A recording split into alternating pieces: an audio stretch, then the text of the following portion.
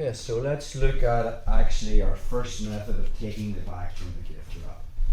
So, from our position, Matthew's elbows are tucked, arm on his hips, not good for me. Just start leaning on that neck, bugging the neck. We talked about how when I lean on the neck, Matthew wants to look away, so it's on the jugular. Before he looks away, I just start flaring, look away now, it's not going to happen. Now he has to deal with that. So he's pulling his arms down, nice. From this position, my hand finds the elbow, I put it in front of my hip and I keep it there. But I'm not staying here, I hold it there till I get my lap behind it. Hand comes off and goes on the mat, and now I'm just starting to smear that across. I can even keep two hands on the mat. Once I make that rope and knot grip, I find the elbow, I slide my knee up towards his head, and as I turn him, I'm transitioning to T-mount. Once I'm here, notice the way my knee is tight in line with the shoulder blades, and I'm on the ball of the foot. Matthew tries to turn into me. The pull on the wrist and the push on the elbow, notice the way I'm not connected to him.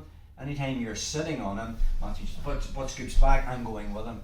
Butt scoop back now, bro. Doesn't really matter. Now he will obviously be trying to butt scoop back and bring his knee inside. Yes, take it back a step. But if my weight is on my left knee, when he butt scoops back, yeah, go. Notice the way I'm moving my, just turn this way, bro. Because this leg's unweighted, it's different if my weight is on that foot.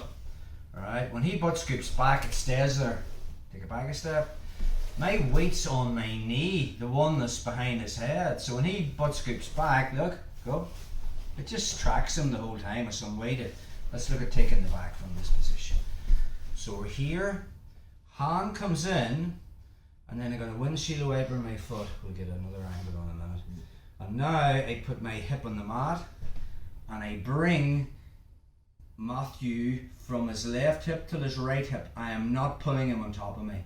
So I roll across my hips, and once I get to this position here, all I'm thinking about is pinning this to the mat and putting my thumb underneath his left ear. If Matthew knows jiu-jitsu now, he's already tucking his chin.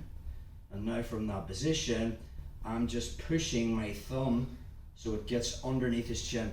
As I take him to the underhook side from here, and I'll be putting in my hook, I've already got my thumb underneath his chin. So if he tries to tuck his chin, that's fine. Now it doesn't really matter. This is the danger hand here. Even if Matthew grabs my wrist and starts to pull, that's not going to stop the choke. I'm under the chin. I just feel that around how I get to this position here.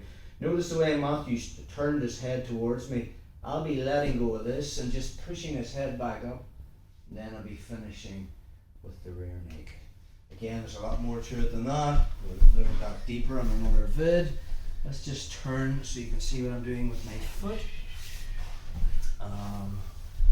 You actually go this way, perfect. So, from our position, I'm going to lean on his neck. From here, I just find the elbow and I glue my elbow to my hip. Holds it in place till I get my lap behind it. And I smear it across, make the gift wrap position, and from there I'm going to slide my knee up, push on his elbow, and then I get the T-mount. Okay, notice the way when I get the T-mount, my knee is level with the shoulder blades. If I feel him turning into me, I'm on the ball of the foot, so my legs are all pointing in the same direction. Notice the way I'm not on him.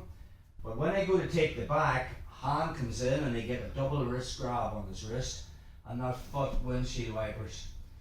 From here, as I sit back on my hip, I'm rolling across my hips. If I pull Matthew on top of me, look where his head is. He's just much too low down. Yes, I can switch to arm bars from here, but I want to be ear to ear.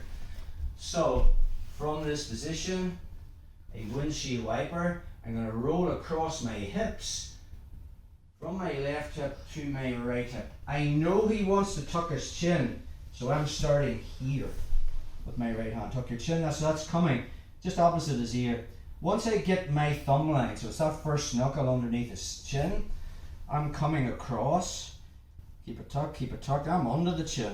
And now from here, to get it up, I just have to turn my thumb up. This sucks, by the way. Yeah. Keep it tucked.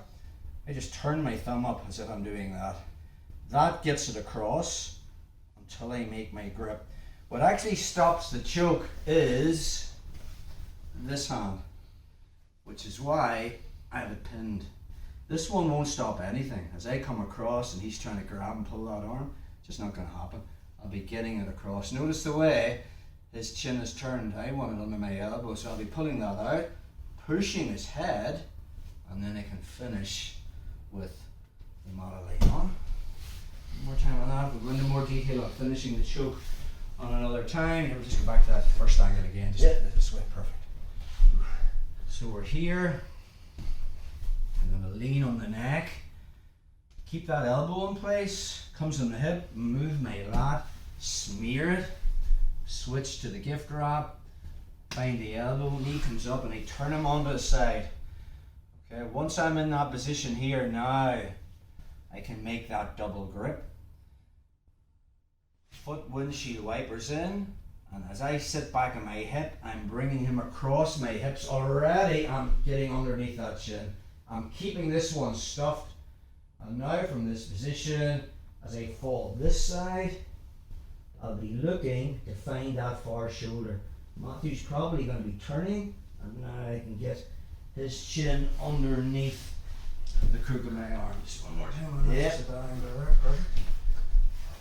So we got to here, we turned him, got that double grip, windshield wiper in, and now if I'm bringing him across, already I'm starting to get underneath. As he tucks, it's just about keeping this one pinned. I'm falling to the underhook side, and now I can punch that through. This hand he can be pulling all day with this other hand, free left hand, wouldn't really matter. I'll still get that across, but I don't really. Once I get my left hand across, now I really don't need that. I'm just turning his head. And once I have that, then we will look at getting the Madeline on from that position. So that is one method of taking the back from the gift wrap position.